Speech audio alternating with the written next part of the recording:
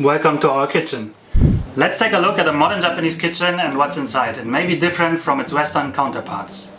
The layout you're seeing here is common to most Japanese apartments of this size, which is a 2 LDK, meaning 2 rooms and a living dining kitchen area. On one side you will have a sink, a cooking stove and a workplace, and on the other side you will probably have some cabinets, something like a microwave oven and a fridge. Looking at the sink, I really love Japanese sinks because they're so much larger than their European counterparts. One thing to mention though is they cannot be plugged, so there's no way of keeping the water inside of them. What you will have instead though is this kind of filter, which is for keeping the remains outside of the drain. This allows for a totally different way of cleaning the dishes. In Europe you would probably fill the sink with water, then put in the dishes and clean them. But here, because you have so much space, you can first clean them, then put them inside, wash away the foam and you're done. You will also notice that we have this thing attached to the tap. This was added by us after moving in. It allows us to switch between 3 modes. Normal water flow, shower-like and finally filtered. Japanese tap water is actually drinkable, however adding this filter makes it still taste a little bit better. That being said, we usually don't drink it, but I will talk about this in a bit. Moving on to the working space. Nothing too special about this. The only thing worth noticing is it's too low for a person of my size. Drooping shoulders are just as common in Japan as they are in the West. Still, it's nothing one should strive for. Opening this drawer, we find something interesting, and that is cooking chopsticks. These are a little bit longer than normal chopsticks and are used in all kinds of cooking situations. Next, the cooking stove. These are usually powered by gas in older or cheaper apartments, or by induction heat as in this case. They have 3 hot plates, and if you have induction, one of them will just be powered by normal electricity. Below you will find the fish oven. This is the standard oven in any Japanese kitchen, and by Western standards it's unacceptably small. You should fill water into the bottom tray. When cooking you should keep in mind that the heat source is very close to your food.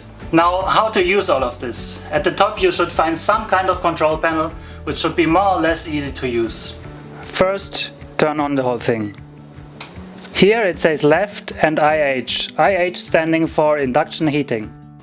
Select the level of heat on a scale of 1 to 10 and press start. For the fish oven, here it says grill. Turn it on and select the correct grilling type you would like to have. Then change the heat based on low, medium or high. Press start again and it starts. Once you're done using the grill, make sure to remove the water and clean the tray. On the other side of the kitchen you will find the fridge. Now, something special about this apartment. Before we moved here, while still living in Nagano, we purchased a new $1,000 fridge for this apartment. However, something we didn't consider is, in Japan usually all apartments are laid out in a way that the fridge opens from the left side to the right. So when we came here, unboxed our new $1,000 fridge and opened it, we were in for a surprise. Now, we already unboxed the fridge, so we couldn't send it back. We gave it to my mother-in-law instead and purchased this one, which thankfully opens to both sides. Other than that, it's a pretty standard fridge. We have 2 small freezing compartments. Then there's another freezing compartment which is larger, and a cooling compartment which is used for vegetables and stuff. I personally would have preferred the cooling and freezing compartment to be reversed, but my wife decided otherwise. Going on, we find this thing right here, which looks a little bit like a small oven, but it's actually just a fancy toaster. It's also pretty dirty. Nonetheless, since you can dial in time and temperature, I used to use this just like an oven, because using the small tiny fish thing just doesn't work well when baking good old German bread. I don't like anything microwaved at all, but after 2.5 years of discussion, my wife recently convinced me to buy a microwave oven. The only condition was it would have to be larger than our toaster and have not only a microwave, but also normal oven features.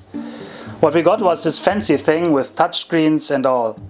Here you can select from different recipes and so on, but what I usually do is just use the oven, select the heat, set the timer and press start. Now, the downside of the situation we have right now is we still sometimes use this toaster, meaning this working area, which is a little bit higher than the other sides, is completely blocked. So if you see me developing drooping shoulders in the future, then you know why. It's because of the microwave. Moving down, here are our plates and bowls. Quite unsurprising probably, we have plates and bowls, but here we have not Western style ones, but fish plates. and also soup bowls for miso soup and rice bowls for rice. As you can see, these rice bowls have a very Japanesey design. This is not usually what's used in Japanese households. That's more of a touristy thing. However, I've received them from a person very dear to me. Over here we have our rice cooker. Probably the most important piece of technology in any Japanese kitchen. You open it, take out the bowl and fill in as much rice as you need. Here it's important to be precise with the measurements. If it says 1 cup, it means 1 cup, not about 1 cup. Then you should wash the rice. Make sure your bowl is dry and put it back into the cooker. Now you can start cooking immediately or set a timer. This way you can, for example, have fresh rice for your breakfast. Below the rice cooker we have this wonderful red thing, which helps us with portioning the rice. Pushing this lever once will make exactly 1 bowl of rice go into this tray. What we also have here is our drinking water. These are 2 4-liter bottles we bought from the supermarket. They are about 500 yen each, and once you have purchased them, you can get free drinking water from the supermarket forever. One thing I haven't shown you so far is our dishwasher, and that is because, just like most Japanese households, we don't have any. I hope you enjoyed this little guide to a Japanese kitchen, and if you did, I would love to hear from you in the comments below. For now, thank you for watching and see you next time.